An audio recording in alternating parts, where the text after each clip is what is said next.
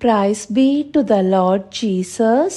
இயேசு கிறிஸ்துவினால் உங்களுக்கு சமாதானமும் சந்தோஷமும் உண்டாவதாக. இன்னைக்கு பார்க்கவிருக்கிற வேத பகுதி ஆதியாகமம் 41வது அதிகாரம் 40வது வசனம் கடைசி பகுதி, ஆதியாகமம் 45வது அதிகாரம் 5வது வசனம் கடைசி பகுதி. Genesis chapter 41 verse 40 last part. Genesis chapter 45 verse 5 last part.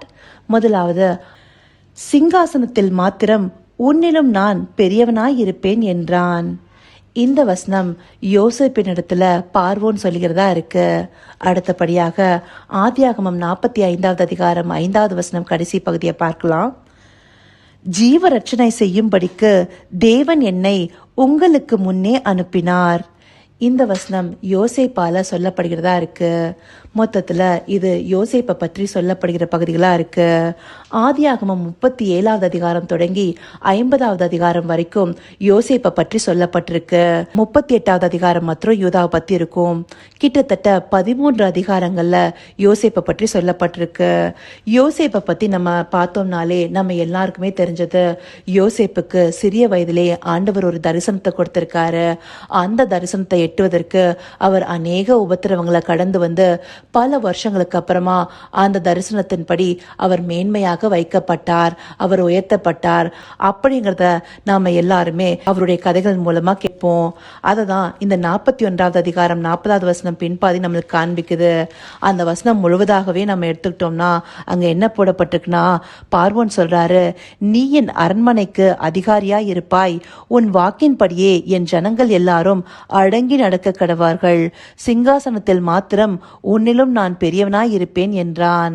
இந்த வார்த்தையின்படி அவருக்கு அந்த மேன்மை கிடைத்திருக்கு. எகிப்து தேசம் எங்கிலும் அவருக்கு ஆளுகை கொடுக்கப்பட்டிருக்கு. அதுவும் எப்படி? சிங்காசனத்துல மாத்திரம்தான் பார்வோன் வந்து அவரை விட உயர்வா இருப்பாரு. மற்றபடி எல்லா விதத்திலயுமே அந்த பார்வோனுக்கு சமமா யோசேப்பு இருப்பாரு. அப்படிப்பட்ட ஒரு மேன்மையை அடைந்திருக்கிறாரு. அப்படிங்கிற விஷயமே மையமாக பார்க்கப்படும். ஆனா முக்கியமா பார்க்கப்பட வேண்டிய விஷயம் யோசேப்புடைய வாயிலிருந்தே வந்திருக்கு. அதுதான் நம்மளுக்கு ஆதியாகமம் 45வது அதிகாரம் 5வது வசனத்துல காண்பிக்கப்பட்டிருக்கு. யோசேப்பு தன்னுடைய சகோதரரால அடிமையாக விற்கப்பட்டிருக்கிறாரு. அப்படிதான் அவருடைய உபத்திரவம் ஆரம்பிக்குது.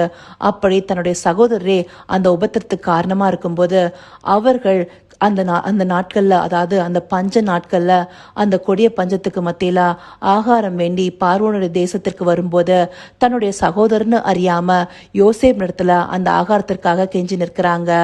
அப்ப யோசேப்பு சில திட்டங்களை தீட்டி அவரு தன்னுடைய சகோதரருக்கு கடைசியில தான் யோசேப்புங்கிறத வெளிப்படுத்துறாரு. அப்படி வெளிப்படுத்தும் போது அவங்களுக்குள்ளார ஒரு குற்ற உணர்வு இருக்கும் இல்லையா? அந்த கில்ட்டி கன்சைன்ஸை போக்குறதுக்காக இந்த வசனத்துடைய ஆரம்பத்துல, அதாவது 45வது அதிகாரம் 5வது வசனத்துடைய ஆரம்பத்துல என்ன சொல்றாரு? என்னை இவ்விடத்தில் வரும்படி விற்று போட்டதினால் நீங்கள் சஞ்சலப்பட வேண்டாம், அது உங்களுக்கு விசனமாயும் இருக்க வேண்டாம்.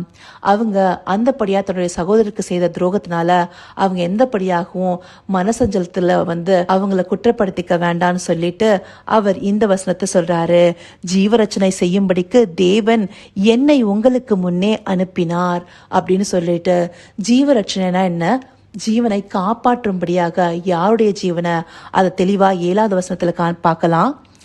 பூமியிலே உங்கள் வம்சம் ஒழியாமல் இருக்க உங்களை ஆதரிக்கிறதற்காகவும் பெரிய ரட்சிப்பினால் உங்களை உயிரோடே காப்பதற்காகவும் தேவன் என்னை உங்களுக்கு முன்னமே அனுப்பினார்.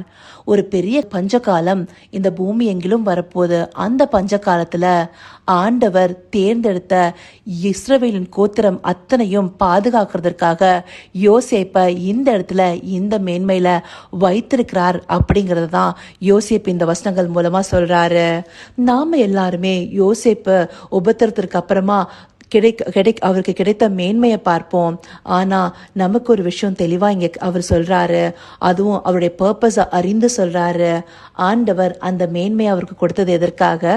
இஸ்ரவேல் வம்சம் அனைத்தையும் பாதுகாப்பதற்காக, அதுவும் பஞ்ச காலத்துல எந்தபடியும் அவங்க ஒழியாமல் இருக்கிறதற்காக அப்படின்னு தெளிவா சொல்றாரு இல்லையா? அப்போ அவருடைய பர்பஸ அவரு தெளிவா அறிந்து வைத்திருக்கிறாரு. அப்படி தேவன் ஒருவருக்கு கொடுக்கிற மேன்மை அவங்கள மகிமைப்படுத்த பயன்படுத்துறதுக்காக மாத்திரம் இல்ல, அவங்கள கொண்டு ஒரு பர்பஸை வச்சிருப்பாரு. இந்த இடத்துல இஸ்ரவேல் கோத்திரம் அனைத்தையும் பாதுகாக்கிறதுக்காக நம்மளுக்கு தெரியுது. இங்க யோசேப்பு மாத்திரம் இல்ல, நம்மளுக்கு வேதாகமத்தில் இருக்கிற ஒவ்வொருத்தருமே உயர்த்தப்படுறதுக்கு ஒரு காரணம் இருக்கும். ஏன் தாவீது கூட ராஜாவாக உயர்த்தப்பட்டது அவருடைய, அதாவது ஆண்டவருடைய மக்களை அவருக்கு கீழாக வைக்கிறதுக்காக, அதாவது அந்த மக்களுக்கான ஒரு சரியான மெய்ப்பனை வைக்கிறதுக்காக. அப்படி ஆண்டவர் எல்லாரையுமே ஒரு பர்பஸ்க்காக தான் உயர்த்திருப்பாரு. இதை நம்மளுக்கு ஆண்டவர் காண்பிச்சு நம்மளையும் ஆண்டவர் அநேக பாதையை கடந்து வர செய்திருப்பாரு. நமக்கான சில மேன்மைகளும் கொடுத்திருப்பாரு. இதனால நம்மளை நாமளே மேன்மை பாராட்டி கொள்ள ஒன்றுமே இல்லை. ஆண்டவருடைய திட்டத்தின்படி நாமும் ஒரு குறிப்பிட்ட விஷயத்திற்காக நியமிக்கப்பட்டிருக்கோம். அந்த விஷயத்த நாம எட்டி பிடிக்கும்படியா அவருடைய சித்தத்திற்கு நாம ஒப்பு கொடுத்து நம்மளை அவரிடத்துல தாழ்த்துவதே நம்முடைய கடமையா இருக்கு.